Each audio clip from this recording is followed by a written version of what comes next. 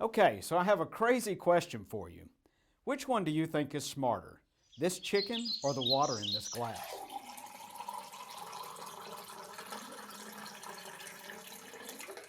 Now, this is not a trick question. Which one of these do you think is smarter, my donkey Daisy or this handful of dirt? I'll bet you believe that living things are smarter than inanimate materials. In this presentation, we're going to talk about intelligence and why intelligence is required for creative acts. Men place a very high value on intelligence. We understood that it took intelligence to put a man on the moon. I live in a town that was at the center of the U.S. space program. Perhaps you have heard of Wernher von Braun. Von Braun was perhaps the greatest rocket scientist who ever lived, and he lived and worked here. Now, people use the term rocket scientist when they want to describe someone who represents the pinnacle of intelligence. To be a rocket scientist, you must be a brilliant engineer. And von Braun was a brilliant engineer. Not only that, he had hundreds more working for him. You see the fruit of that intelligence behind me. This is a Saturn V rocket, and it stands almost 400 feet tall. You can only imagine what it was like when this rocket lifted off. It was a dazzling display of what millions of hours of hard work can do when applied toward a single goal. And we live in a day when we're surrounded by miracles of this sort. What kind of wisdom does it take to create a device like this, which would allow me to talk or even see another person in real time on the other side of the world? A device that can track me anywhere or do math or play games or 10,000 other wonderful things. To help us think about the necessity of intelligence for creation, let's take a simple illustration using two boys we'll call Charles and Chance.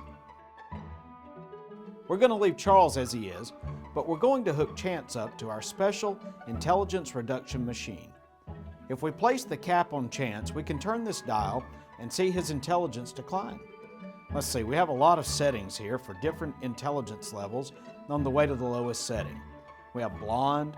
There's a setting for 8th grade boy. Just below that is squirrel. Below that's an amoeba. Finally, we reach the lowest setting, 0. Now, we've removed all the intelligence from Chance, but we've left Charles as smart as he ever was. Now, what do you think would happen if we asked each of them to paint us a picture? Well, I'm sure Charles could do it without any problem. But what about Chance, though? If Chance has no intelligence, can he hear us? Can he see us? Can he think about what we're discussing? But more importantly, would he be able to paint even a simple picture for us? What if we leave him there for a really long time? Do you think that he will make something nice if we leave him there for a long time? What about a really, really long time, like a million billion years? No, Chance is not capable of creating anything. First of all, Chance can't really think about what we've asked him. If you believe in the theory of evolution as taught in the public university, you believe that at the origin of the earth there was no life on this planet, only rocks, dirt, and the natural elements that occurred here. There was no oxygen for anything to breathe. And from that, you believe that living organisms created themselves from the materials that were available and have diversified into the plant and animal life that we see around us today. The human body, in fact, is just a collection of inanimate materials. 99% of the human body is made up of only 6 elements: carbon, hydrogen, oxygen, nitrogen, phosphorus, and calcium. And none of those elements has any intelligence of its own. So, your intelligent body is made of inanimate, non-intelligent materials. You understand that. One of the most fundamental doctrines of science, and one that's easily observed and proven, is this: that inanimate materials have no creative power. Dirt, for instance, cannot make things, dirt cannot think things, and dirt cannot design things. And yet, men have created an entire science around the doctrine that dirt can be creative. They say the only thing that dirt needs is time. Given a lot of time, dirt can be the creator of all sorts of things. Life in all its intricate glory, intelligence, consciousness, feelings. No, Chance is not capable of creating anything. First of all, Chance can't really think about what we've asked him. Let me ask you something. What do you think you could create if you didn't have a brain? Try to imagine a person without a brain. If you're in school, you probably already have someone in mind. If not, they may have you in mind. But can you imagine someone without a brain? What could a person create if they didn't have a brain at all? You see, even very simple tasks require some level of intelligence. But we're going to see that creation requires much more than just intelligence. We're going to look at 12 things that are required for creation to take place. They are all missing from the evolutionary model, but they are all clearly described in the Bible.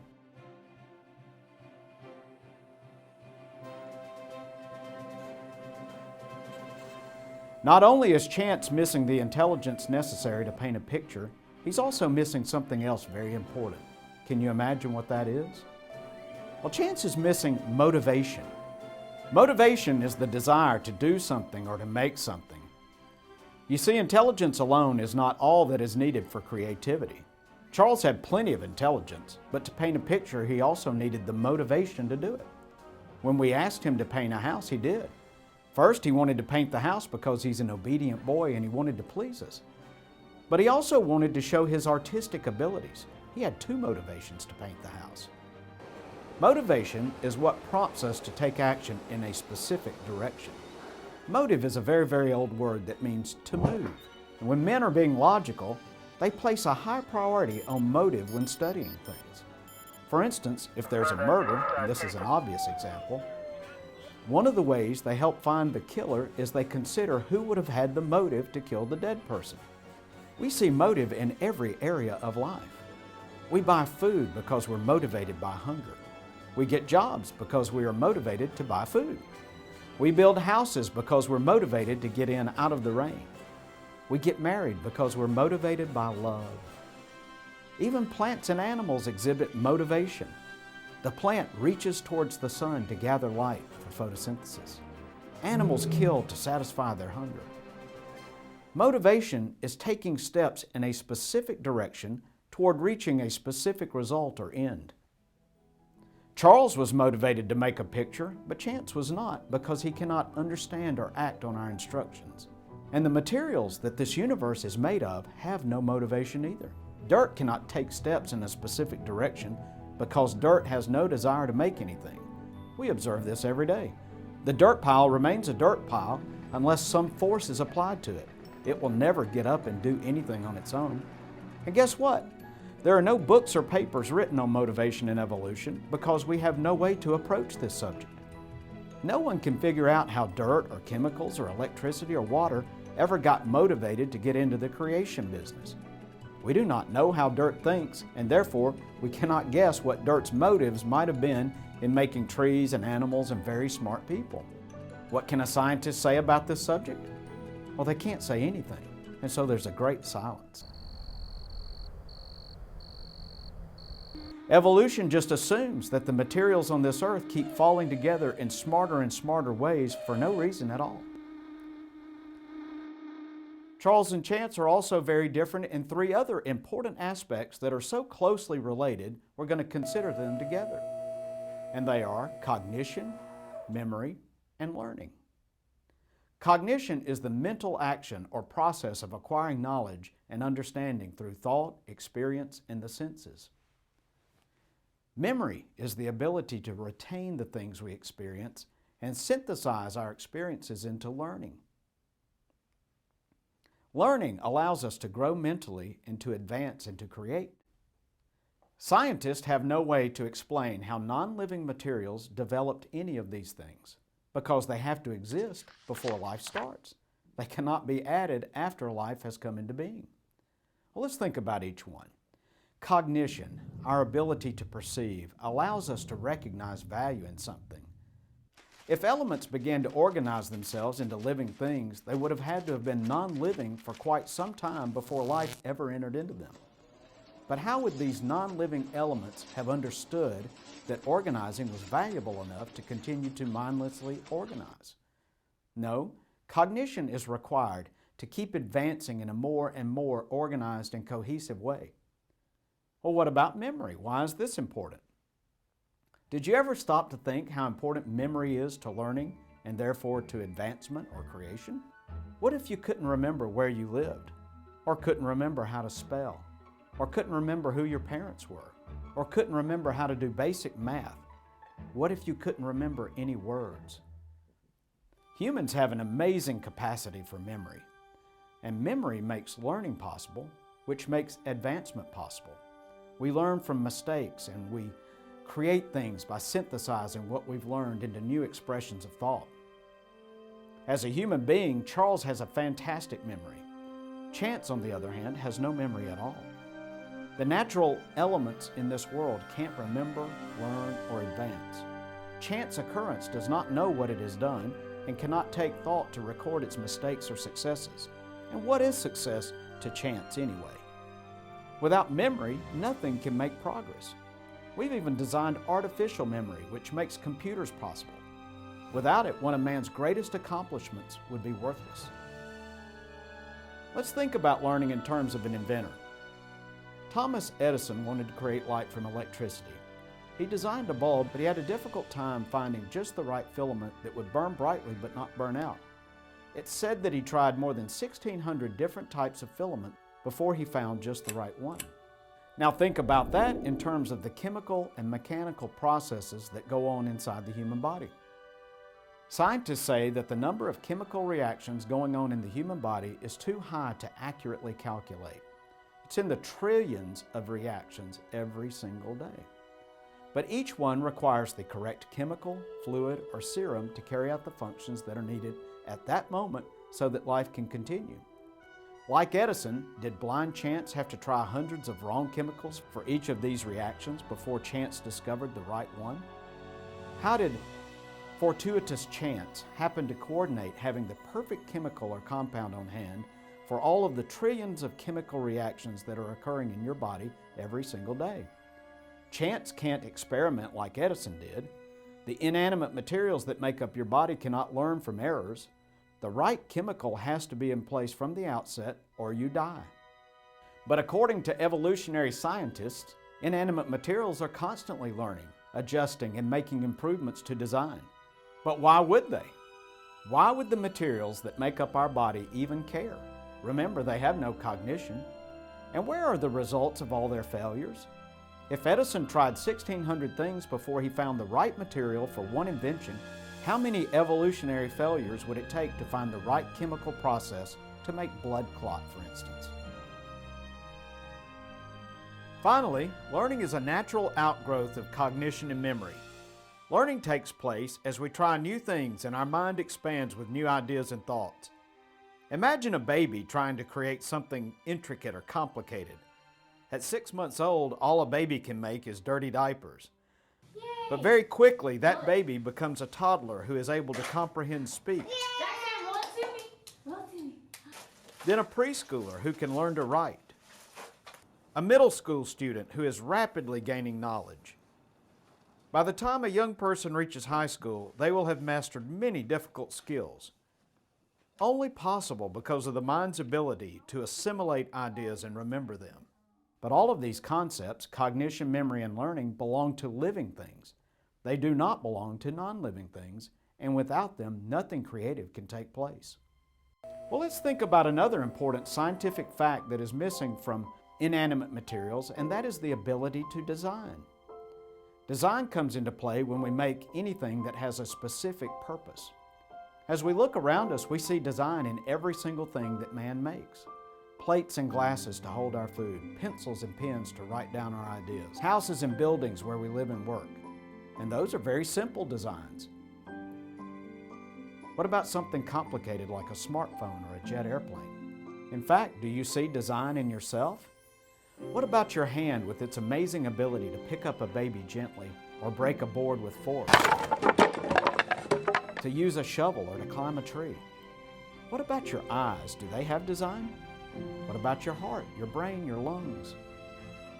Our bodies are designed in ways that we don't often even think about. Look at the symmetry in your body. When things are the same on one side as they are on the other, we say that they are symmetrical. Human bodies are symmetrical because they look the same on one side as they do on the other. Our left side is just like our right side, and if it's not, things will not work very well. Symmetry is an element of design.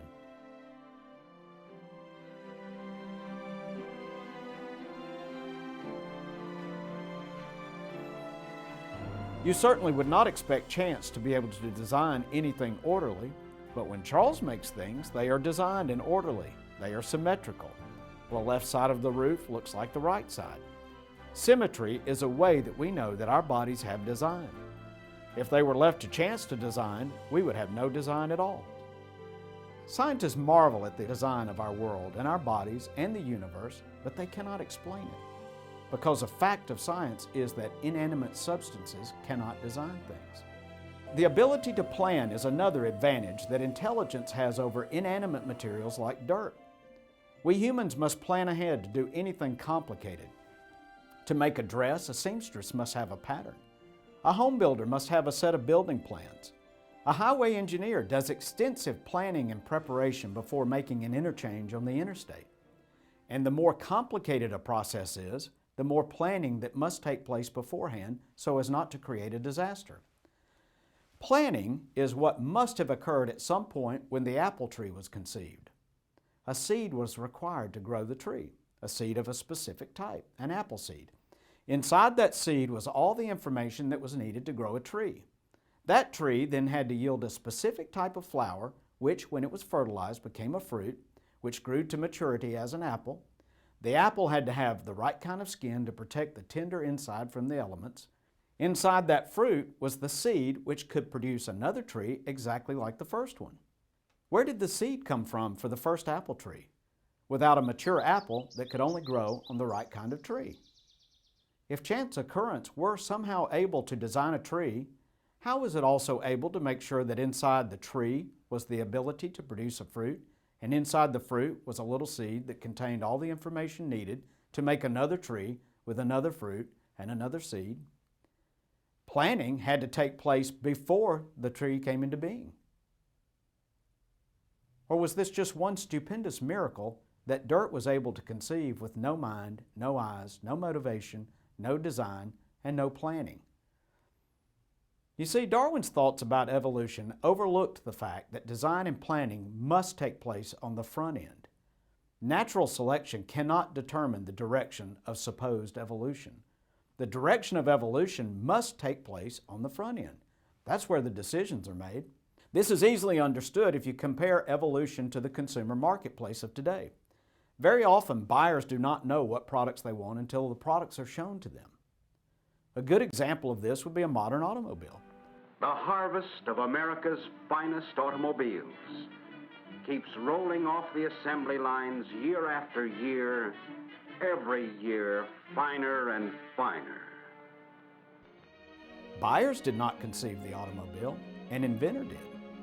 Buyers did not know that they wanted or needed one until they saw it. And when they saw it, they liked it and they bought it. It was successful.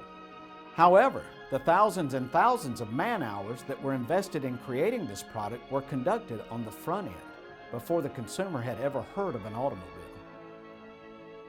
For the car to be functional and useful, motivation, engineering, design all came into play. It stands to reason that a heart couldn't arise without planning any more than a water pump could. Now let's talk about another concept that we're going to define as cohesion.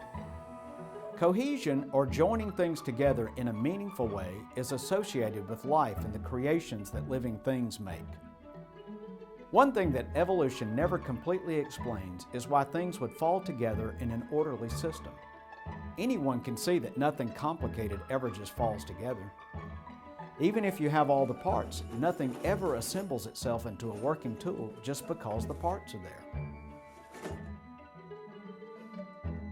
Putting letters in a mixer will never create a Nobel Prize-winning novel. Random musical notes never sound like Beethoven. Inanimate materials like dirt do not naturally stay together in some sort of orderly fashion, even if they happen to fall together by chance. When we organize pool balls inside a rack, we see the effects of order produced by motivation, design, planning, intelligence, memory, and learning. When we hit the balls, we see the effects of chance, which is chaos and disorder.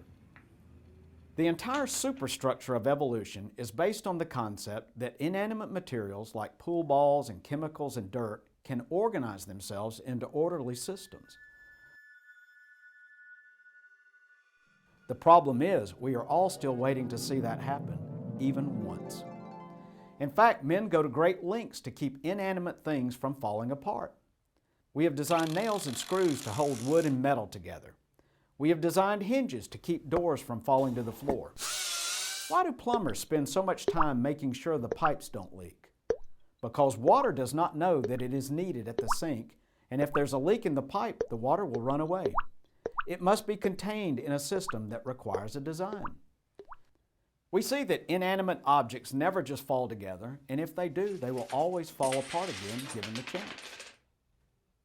Absent motivation, what would make a design more and more elaborate and useful?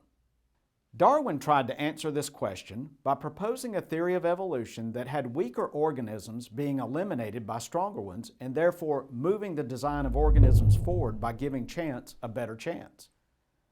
But the fact is, Darwin was completely ignorant of the incredible complexity of even the smallest cell, and his theory does not explain fundamental questions like how inanimate objects got into the creation business to begin with.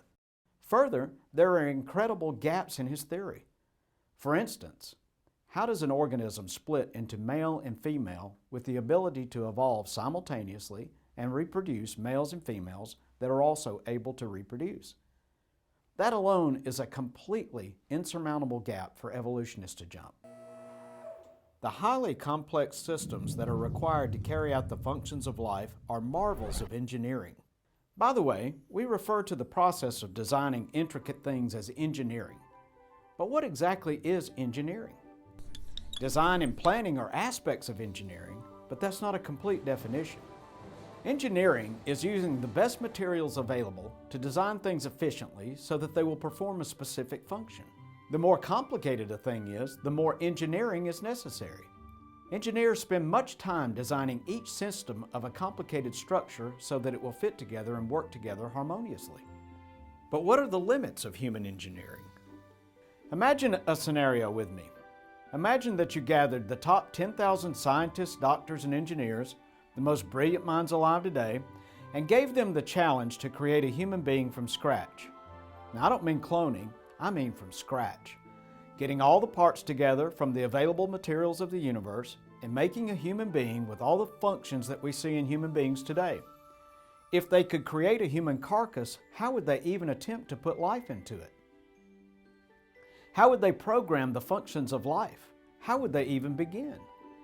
Would they be able to program aging as we age and mature now? Would they be able to program all the complex chemical functions that take place in our bodies? No, on the face of it, we should realize that with all the brain power and all that time, it would be an impossibility. But in evolution, all this was done without the benefit or aid of intelligence.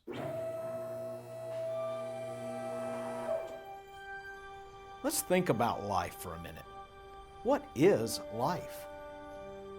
At what point did inanimate materials become alive? How did dirt create what we call life?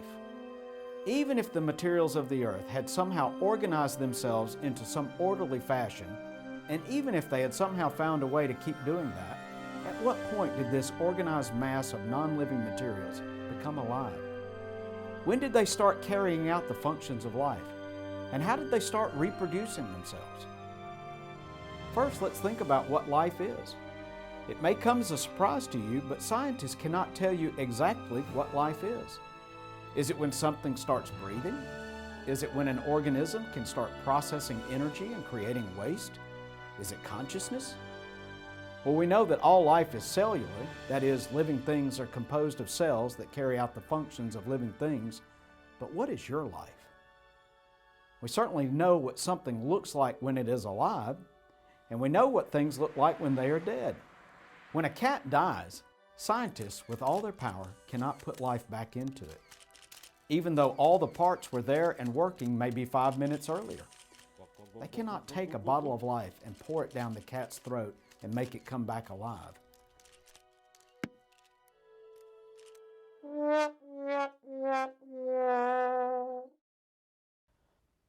When Dr. Frankenstein charged his monster and brought him to life, what was the author imagining? Simply a mechanical process when the eyes open? Are human beings really no more than robots? What would motivate dirt to organize itself into a design that could carry out the functions of life and then become alive? We cannot create life now. How did dirt do it? If we think about the amazing world of technology that we have at our fingertips today, certainly a smartphone would have to be one of the most amazing things ever invented. If you had told someone even 100 years ago that their great-grandchildren would have a device that would be smaller than a deck of playing cards, but could pinpoint any spot in the world using satellites and GPS, that you would be able to communicate with someone on the other side of the world and even see them in real time, that you could have a phone that could track stars or jet airplanes, well, they would have thought that it was the stuff of science fiction. Try explaining a selfie to someone from 1910. But compared with life, this device is extraordinarily crude. This device can only repeat what it has been told. It cannot duplicate itself. It cannot process energy. It can only hold energy. It must be recharged or it will not work. Your body is an amazing energy processing machine. Your body can take high-quality ingredients like salad and vegetables, or junk like pizza and French fries, and turn that into energy for keeping you running. What an amazing thing! What if you could just take a bunch of organic material like leaves and bugs and stick them into your phone whenever the battery ran down? That would really be cool. But then your phone would have to go to the potty, and that would not be cool. We would have to have one bathroom for iPhones and one bathroom for Androids. Well, you get the point. At no point is this phone ever alive. But do you know what went into making this phone? Well, perhaps you will immediately think of the company that made the phone and the efforts that went into that, but you would have to think in a much larger circle than that. In many ways, this smartphone is really a culmination of all the human technology that has ever been created over the last several thousand years. It's only possible because of the wheel, and advances in mathematics, and advances in materials like highly specialized glass and metals, and advances in computer technology like silicon, and advances in telephone technology and global positioning satellites. Can you imagine the billions and billions of hours that have been spent on all the mind-bending difficulties that have had to be overcome to achieve this somewhat crude device? Well, it's crude on the side of life, which can create more life and can heal itself when it is hurt, and can think and live and breathe and take in energy and process it. And yet men still believe that with all the billions of hours of intelligence that have been poured into this device, dirt was able to create something so infinitely more complex. Well, speaking of computers and computer code, let's turn now to the idea of language. Did you know that language and communication are necessary before anything can be created or designed or engineered? Let's think about Charles for a minute. We gave him instructions that he understood, and he began to do work based on those simple instructions. That's a very simple illustration of the need for language before creation. But it is crucial to understand that inanimate materials cannot design because they have no language and cannot communicate. We see that this is true even as we probe deeper into life and its complexity. Charles Darwin apparently did not understand that communication came before design. He thought that design could arise from nothing. In his thinking, birds began to develop the mechanics of flight before they ever knew what flight was. Fish began to develop the ability to swim before they even knew about swimming. He apparently thought that creatures would begin to develop eyes without understanding what sight was. But Darwin was dead wrong about that.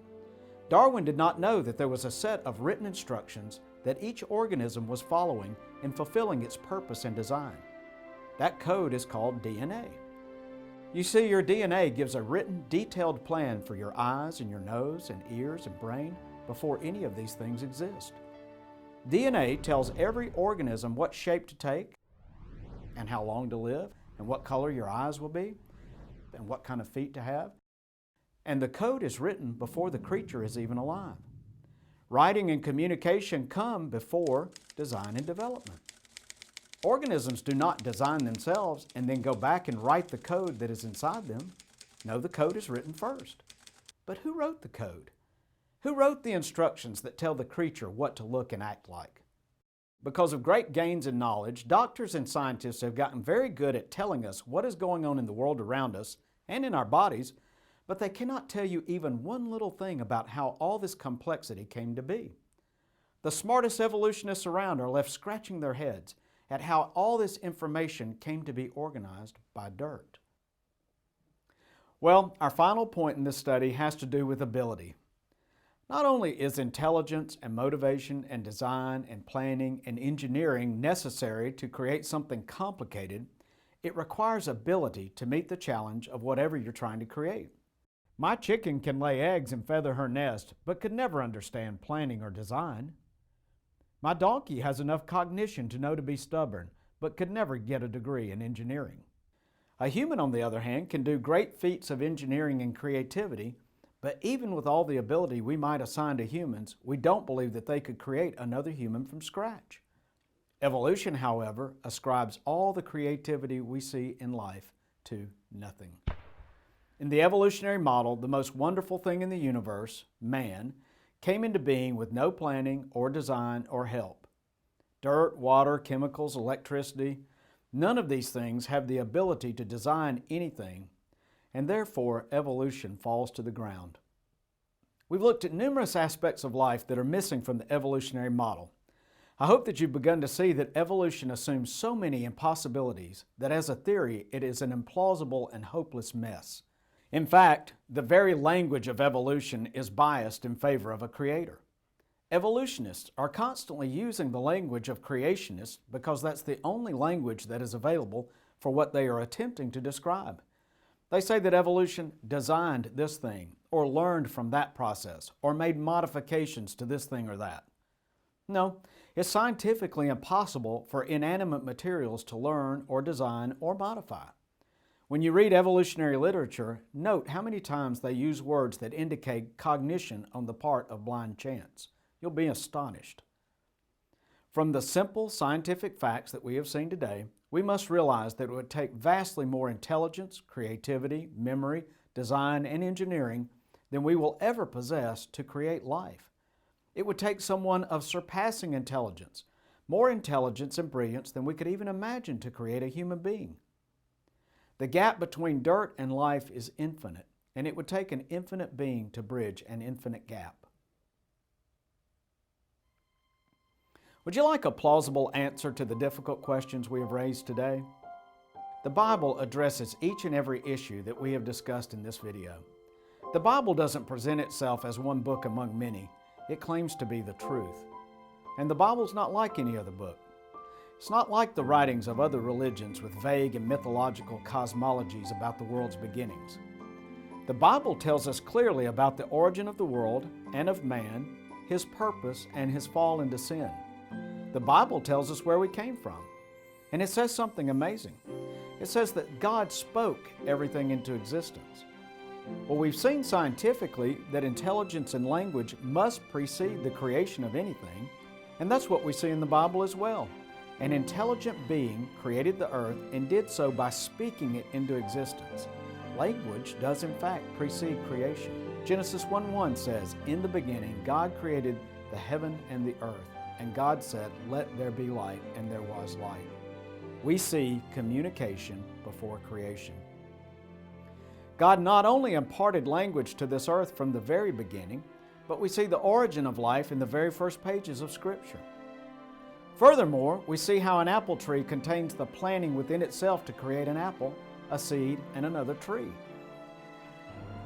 And God said, "Let the earth bring forth grass, and the herb yielding seed, and the fruit tree yielding fruit after his kind, whose seed is in itself upon the earth," and it was so.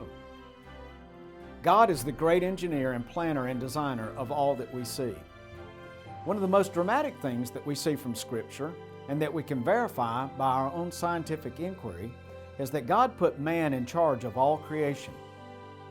Genesis 1:26 said, "And God said, 'Let us make man in our image, and after our likeness, and let them have dominion over the fish of the sea, and over the fowl of the air, and over the cattle, and over all the earth, and over every creeping thing that creepeth upon the earth.'" Life is an unsolvable mystery unless you know the author of life, and then the mystery is solved. In the book of Psalms, King David wrote, "Know ye that the Lord He is God, it is He that hath made us, and not we ourselves." We do not have to speculate about the origin of life. Having seen that God has explained who made us and how we got here and what we are made of, let us see also that He alone had the motivation to create man. God's motivation was this: He created man for fellowship. He designed us to have a relationship with Him. But God's motivation in having fellowship with man is often frustrated by man who seeks to hide his sin and live apart from God. You see, not only does the Bible give us all of the information we need to understand our origins and the meaning of life, but it also tells us about ourselves. And one of the things it teaches us is that man is sinful. We have taken the creation that God gave us and polluted it with murder and theft and lies and corruption of every kind. We have only to look around us to see sin in the world and in ourselves. We are a sinful race. Furthermore, the Bible teaches us that each of us have an innate knowledge of God, but we suppress that knowledge and would deny the very existence of God. What about the issue of planning?